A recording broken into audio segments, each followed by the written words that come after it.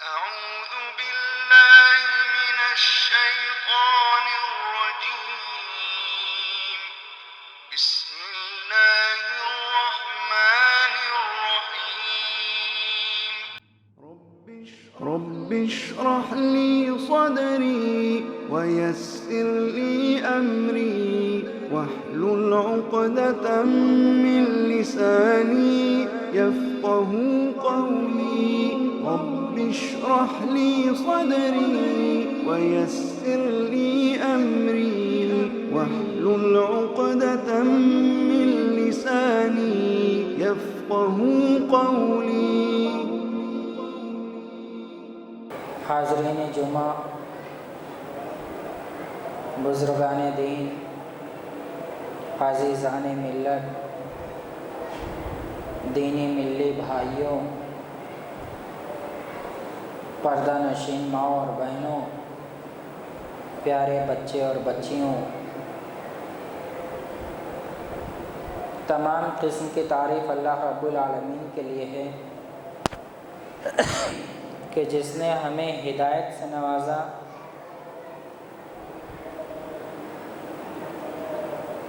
اور ایمان سے نوازا۔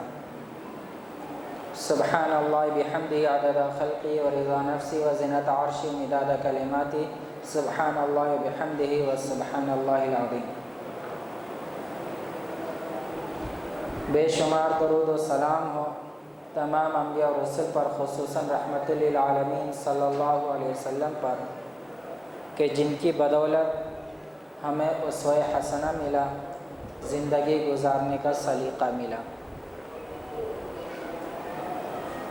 اللہم صلی بارک علی محمد وعلی آل محمد کما صلیت بارکت علی ابراہیم وعلی آل ابراہیم انک حمید مجید۔ آج جو بات بیان کرنی ہے وہ ہے قربانی کا مفہوم کیا ہے، قربانی کا سچا مفہوم کیا ہے۔ تو اسی پہ انشاءاللہ باتیں رہیں گی۔ اللہ سے دعا ہے کہ اللہ ہمیں عمل کرنے کی بھی توفیق دے۔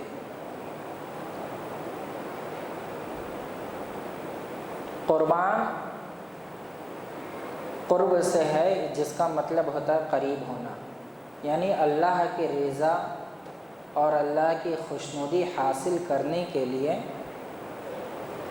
اپنا جو کچھ بھی اللہ نے آپ کو نوازا ہے، اس میں سے اللہ کی رضا کے لیے خرچ کرنا، جان ہے، مال ہے، وقت ہے، اور کوئی سامان ہے، صدقہ ہے، خیرات ہے، مدد ہے، اچھی بات ہے، اچھی بات کسی کو بتا دیں، یہی صدقہ ہے۔ صدقے کا مطلب ہمیشہ کیش نہیں ہوتا ہے،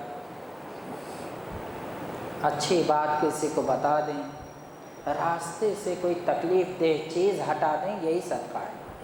اور یہ آپ اللہ کے رضا کے لیے کر رہے ہیں تو یہ قربانی ہے۔ تو سب سے پہلے قربانی بنی آدم میں حابیل و قابیل نے پیش کی۔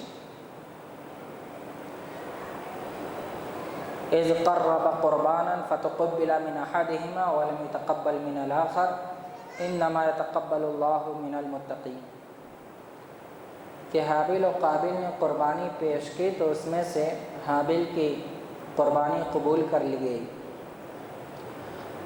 اور دوسرے کی قبول نہیں ہوئی، اور اللہ رب العالمین متقیوں کے اعمال کو ہی قبول کرتا ہے۔ تو یعنی جو تقویٰ کی بنیاد پر ہو، ریا پر نہ ہو، دکھاوے کے لیے نہ ہو، تو وہ قربانی اللہ کے رضا کے لیے ہو تو اللہ رب العالمین اسے قبول کرتا ہے۔ تو انبیاء کرام نے بھی اپنی زندگی میں کئی قربانیاں دی ہیں، بے شمار قربانیاں دی ہیں، انسانیت کے لیے، انسانیت کی بھلائی کے لیے، دین کی سچائی کے لیے۔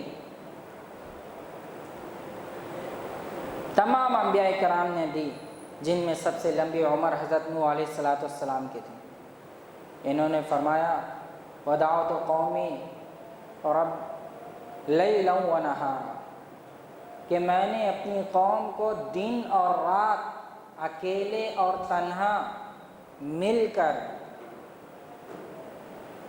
جماعت میں یا اکیلے ہر طریقے سے ان کو دین کی دعوت دی، لیکن جب بھی وہ دعوت دیتے تو اپنے کانوں کو، اپنی انگلیوں کو کانوں میں ڈال لیتے ایسے کہ ہم نہیں سنیں گے، اور پھر اس کے اوپر تکبر کیا کرتے تھے، برائیوں پر جمے رہتے تھے۔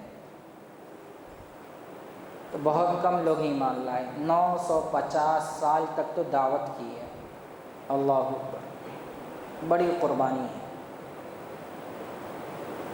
ابراہیم علیہ السلام جو انسانیت کے تیسرے باپ ہیں، انہوں نے بڑی قربانی دی، باپ کو بہت سمجھایا، قوم کو سمجھایا، بادشاہ وقت کو سمجھایا، لیکن آخر میں فیصلہ یہی ہوا کہ آگ میں جانا ہے، اس کے لیے بھی تیار ہو گئے، حسبنا اللہ و نعم الوکیل پڑھ کے آگ میں کود گئے، اور پھر اللہ رب العالمین نے آگ کو ٹھنڈا کیا۔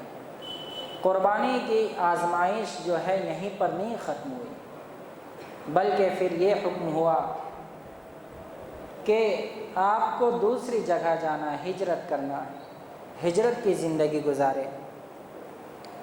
جب اولاد ہوئی، چلنے پھرنے کے لائق ہوا، تو کہا اللہ رب العالمین نے کہ اب اس اولاد کو بھی قربان کرو، تو وہاں پر بھی اللہ کی رضا تھی، اور پھر اللہ رب العالمین نے آپ کی اس قربانی کو بھی قبول کیا۔ قد صدقت الرؤیا، ابراہیم تم نے سچ کر دیا، میرے خواب کو تم نے سچ کر دیا۔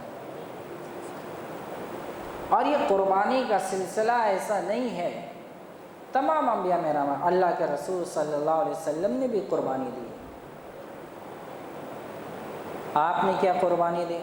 شعب ابی طالب میں 3 سال تک پورے مکہ والوں سے بائیکاٹ کی زندگی گزاری، یعنی چاروں طرف سے پہاڑ، بیچ میں گھاٹی، آپ اور آپ کے ساتھ جتنے لوگ بھی ایمان لائے ہیں یا آپ کی مدد کرنا چاہتے ہیں، ان سب کو گھاٹی میں بند کر دیا۔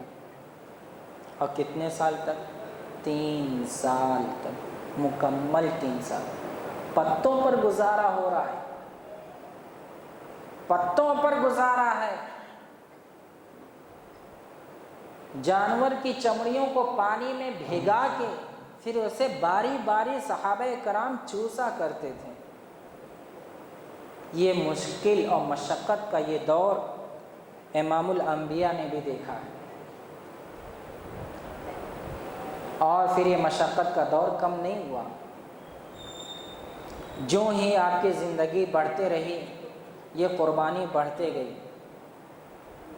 پھر کس کو نہیں معلوم ہے، غزوہ احزاب میں جب سارے مشرکین نے آپ کے اوپر حملہ بولنا چاہا یکجٹ ہو کے،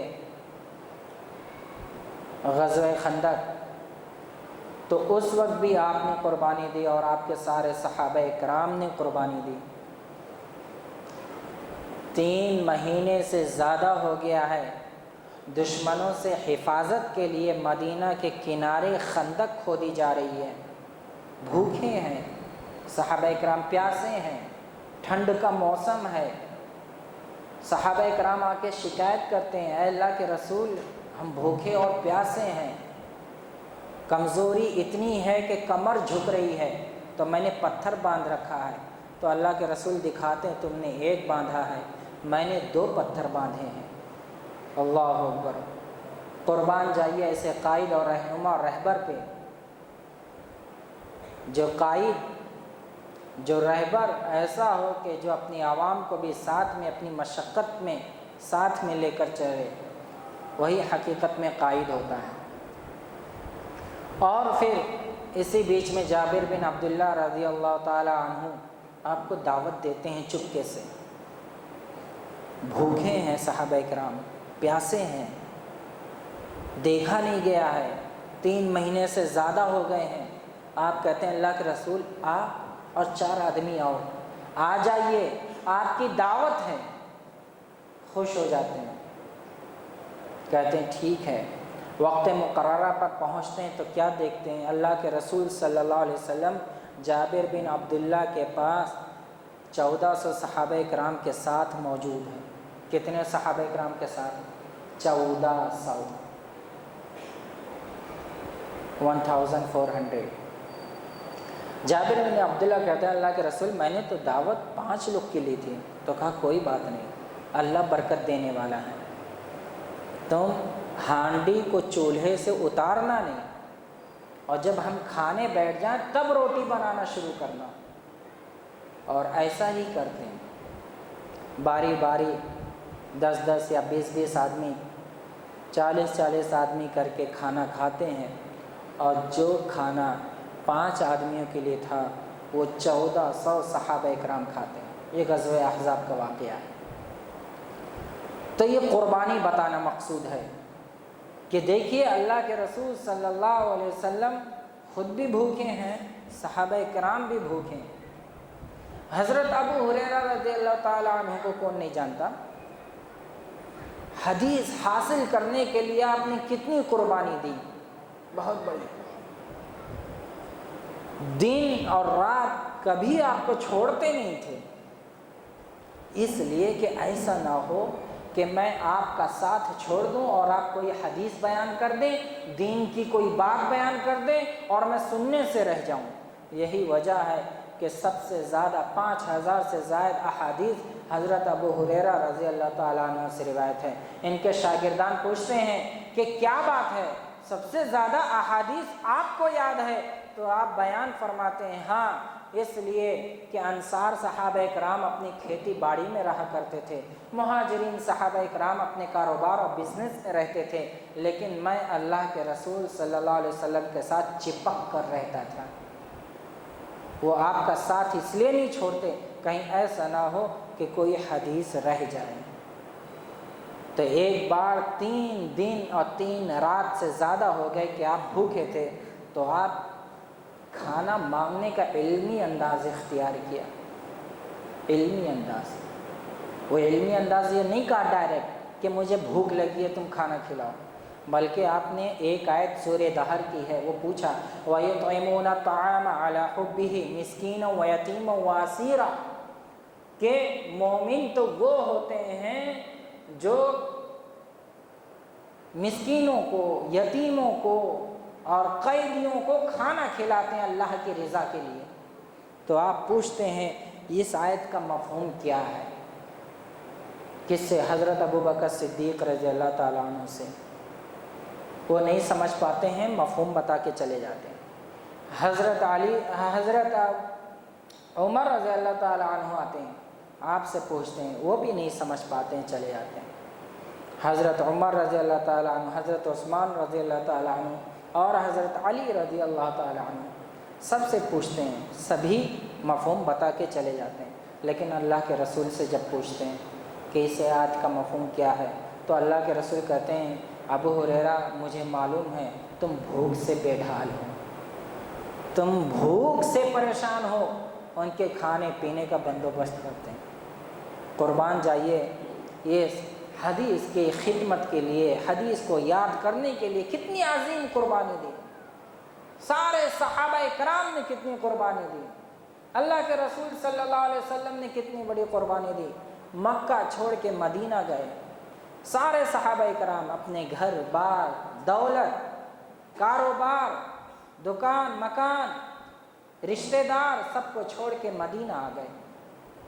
اور کیوں آئے؟ اللہ کی رضا کے لیے۔ یہ ہے قربانی۔ اور پھر مدینہ میں بھی انصار صحابہ کرام نے اللہ کے رسول صلی اللہ علیہ وسلم نے مواخات کرایا، بھائی چارگی کرائی، مدد فرمایا کہ ہر صحابی، ہر مدنی صحابی دوسرے مکی صحابی کی مدد کرے۔ تو عبد الرحمن بن عوف کے پاس سعد بن ربیع آئے، ان کا مواخات ان کے ساتھ تھا۔ تو آپ نے کہا دیکھو جو کچھ لینا چاہتے ہو لے لو، یہاں تک کہ میری بیویاں ہیں، میں ان میں سے طلاق دیتا ہوں، جو تمہیں پسند ہے ان سے تم رشتہ کر لو عدت کے بعد۔ تو عبد الرحمن بن عوف رضی اللہ تعالیٰ عنہ نے کہا آپ کا بہت بہت شکریہ، آپ صرف مجھے بازار بتائیے کہاں پر ہے، اور پھر وہاں پر آپ نے گھی اور تیل اور مکھن کا کاروبار شروع کیا، اللہ رب العالمین نے خوب خیر و برکت دی۔ تو یہ صحابہ کرام تھے جنہوں نے کھیتیوں میں، دولت میں، ساری جگہ مکی صحابہ کرام کی مدد کی اور وہاں دولت نچھاور کی۔ یہ عظیم قربانی ہے۔ حضرت مصعب بن عمیر رضی اللہ تعالی عنہ کو کون نہیں جانتا؟ مصعب بن عمیر اسلام لانے سے پہلے عمر تقریباً 16 سال ہے۔ کتنی سال؟ 16 سال۔ جب اسلام لے کر آتے ہیں، اللہ کے رسول صلی اللہ علیہ وسلم کے ہاتھ پر بیعت کرتے ہیں، اسلام قبول کرتے ہیں، اس سے پہلے کی زندگی ایک دم شاہانہ زندگی ہے۔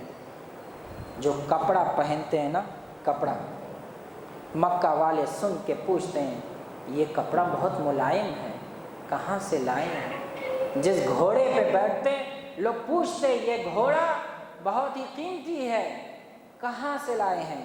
جو خوشبو لگا کر گلیوں میں نکل جاتے تو لوگ جان جاتے تھے کہ یہاں سے مصعب بن عمیر کا گزر ہوا ہے۔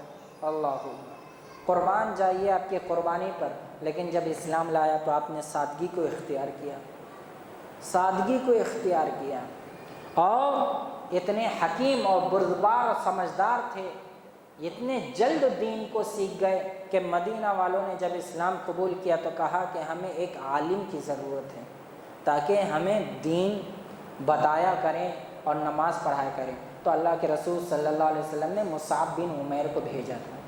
مصعب بن عمیر نوجوان ہے، مدینہ جا کے جی جان سے محنت کرتے ہیں اور 1 سال کے اندر پورا مدینہ اسلام قبول کر لیتا ہے۔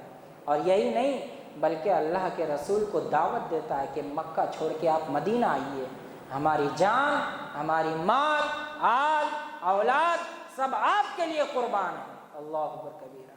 یہ کس کی محنت تھی؟ یہ مصعب بن عمیر کی محنت تھی، ایک نوجوان صحابی کی، کہ جس نے اپنے خون جگر سے اتنی محنت کی کہ پورا کا پورا مدینہ صرف اسلام قبول نہیں کرا بلکہ اسلام کا سینٹر بنا، اسلام کی پہلی ریاست مدینہ بنی۔ صہیب رومی رضی اللہ تعالی عنہ کو کون نہیں جانتا؟ صہیب رومی رضی اللہ تعالی عنہ جب اسلام لے کر آئے، یہ بھی جوان تھے، تو مکہ والوں نے جب یہ ہجرت کرنے کا ارادہ کیا کہ اب میں مدینہ جاتا ہوں، تو مکہ والوں نے راستہ روک لیا اور کہا کہ صہیب، سنا ہے کہ تم نے اسلام قبول کر لیا ہے اور مکہ چھوڑ کے مدینہ جا رہے ہو، تو تم یہ باتیں سن لو، یہ دولت جو تم نے مکہ میں رہ کر کمائی ہے ہرگز اسے تم مدینہ نہیں لے جا سکتے۔ اللہ اکبر۔ اور یہ تمہارے بال بچے یہ مکہ کے سپوت ہیں، یہ یہاں کی بیٹیاں اور اولادیں ہیں، تم انہیں مدینہ نہیں لے جا سکتے، اور یہ سواری یہ مکہ کی ہے، لہذا تم اسے نہیں لے جا سکتے۔ تو حضرت صہیب رومی رضی اللہ تعالیٰ عنہ ساری چیز کو چھوڑ کے مدینہ پہنچے۔ وہاں فجر میں جب پہنچے تو اللہ کے رسول صلی اللہ علیہ وسلم نے کہا کہ جبرائیل امین نے مجھے بتایا ہے کہ اللہ رب العالمین نے تمہارے لیے بشارت دی ہے کہ تمہارے لیے جنت ہے اور تم نے بہترین سودا کیا ہے۔ یہ تھی قربانی، یہ ہے قربانی۔ ہم نے تو قربانی کر لی ہے، لیکن آج ہم اپنے غصے کو قربان نہیں کر سکتے، حسد اور نفرت کو قربان نہیں کر سکتے، صرف کس لیے؟ اللہ کی رضا کے لیے، پیار و محبت، الفت اور بھائی چارگی کے لیے۔ دشمنی اتنی ہے کہ بھائی بھائی کا نہیں بنتا ہے، رشتہ داروں کا دوسرے رشتہ دار سے نہیں بنتا ہے، تو ہم جانور قربان کے کیا سمجھتے ہیں؟ جانور قربان کر کے سمجھتے ہیں کہ اللہ کے لیے ہم نے ساری قربانی ادا کر دی۔ نہیں، یہ قربانی نہیں ہے، قربانی کا ادنا سا نمونہ بھی نہیں ہے۔ قربانی تو حقیقت میں یہ ہے کہ زندگی کے ہر گوشے میں آپ کے اندر قربانی کا جذبہ ہونا چاہیے۔ آپ اپنے غصے کو کنٹرول کریں، قابو کریں، چھوڑ دیں کسی دوسرے کی محبت کے لیے، کسی دوسرے کے بھلائی کے لیے، صلح کے لیے، اپنی دشمنی ختم کر دیں اللہ کی رضا کے لیے۔ رشتے کو نہ توڑیں اللہ کے واسطے، اللہ کی رضا کے لیے۔ رشتے کو جوڑ کر رکھیں اللہ کے واسطے۔ قربان کریے اپنی حسد کو، اپنی نفرت کو، اپنی बगावत को, अपनी अदावत को, अपनी दुश्मनियों को, सारे चीज़ को अल्लाह की रज़ा के लिए कुर्बान करिए। दुनिया है, यहाँ पे 100% आपको कामयाबी और इंसाफ नहीं मिल सकता। आज कितने लोग हैं, एक तो ये होता है सदका देने का, एक तरीक़ा ये होता है कि आपको पास जो बचा है या जो ज़ायद है वो आप किसी को दे दें। आपके ज़ायद कपड़ा है तो आपने दूसरे किसी मोहताज को दे दिया, आपके पास ज़ायद कोई सामान है दूसरे को दे दिया। लेकिन क़ुरबानी का आला मेयार ये है जो अल्लाह रब्बुल आलमीन ने फरमाया, लन तनालुल बिर्रा हत्ता तुनफ़िक़ू मिम्मा तुहिब्बून, कि नेकी उस वक्त तक नहीं मिल सकती जब तक कि तुम अल्लाह के रास्ते में अपनी पसंदीदा चीज़ खर्च न करो। पसंदीदा चीज़ वो खर्च करें, जो आप अपने लिए पसंद करते हैं वही दूसरों के लिए पसंद करें। इसका तरीक़ा ये होता है, आप अपने घर बार के लिए ईद के दिन कपड़े सिला रहे हैं तो किसी ज़रूरतमंद के भी 2 जोड़े कपड़े साथ में सिला दें। आप अपने घर के लिए इफ्तार ला रहे हैं तो किसी दिन किसी ज़रूरतमंद के लिए भी अपने ही इफ्तार में से उसको इफ्तार दे दें। आप अपने बच्चों की स्कूल की फ़ीस देने जा रहे हैं तो कुर्बानी का ये जज्बा होना चाहिए। आपका कोई पड़ोसी है, आपका कोई रिश्तेदार है, जानते हैं ये ज़रूरतमंद है, इसके बच्चे स्कूल की फ़ीस नहीं दे सकते, आप भी साथ में उसके स्कूल की फ़ीस जमा करा दें। ये है कुर्बानी, ये है जज्बा, ये है ईसार, इसी को ईसार कहते हैं। अल्लाह के रसूल ने कहा कि कौन है जो अल्लाह के रास्ते में अल्लाह के रास्ते में मदद करे, अपने माल को खर्च करे। हज़रत अबू बकर सिद्दीक़ रज़ियल्लाहु ताला अन्हु पूरे घर का सामान बांध कर लेके पहुँचते हैं, ये है ईसार। हज़रत उमर रज़ियल्लाहु ताला अन्हु कहते हैं आज उनसे आगे हो जाऊँगा, देखते हैं कि हज़रत अबू बकर सिद्दीक़ पहले से मौजूद हैं, तो कहते हैं तुमने कितना लाया, तो कहा कि घर का आधा सामान। अल्लाह अकबर, ये है कुर्बानी, ये है ईसार। अल्लाह के रसूल सल्लल्लाहु अलैहि वसल्लम के पास एक मेहमान आते हैं, लेकिन आपके पास खिलाने के लिए खाना नहीं होता है, खाने का इंतज़ाम नहीं होता है, तो आप बयान फरमाते हैं कि कोई है मजलिस में कि जो मेरे मेहमान की ज़ियाफ़त कर दे।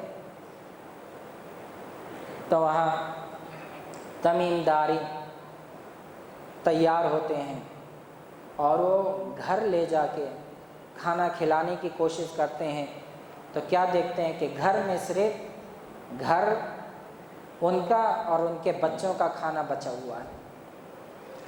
तो आप कहते हैं कोई बात नहीं, मेहमानों को खिला दो, इसलिए कि मेहमान रसूल हैं, खिलाने के लिए चिराग बंद कर देते हैं, रात का वक्त है, ताकि इशारे से समझ जाए मेहमान कि मैं खाना खा रहा हूँ। साथ में पूरा खाना मेहमान को खिला देते हैं, अपना भूखे सो जाते हैं।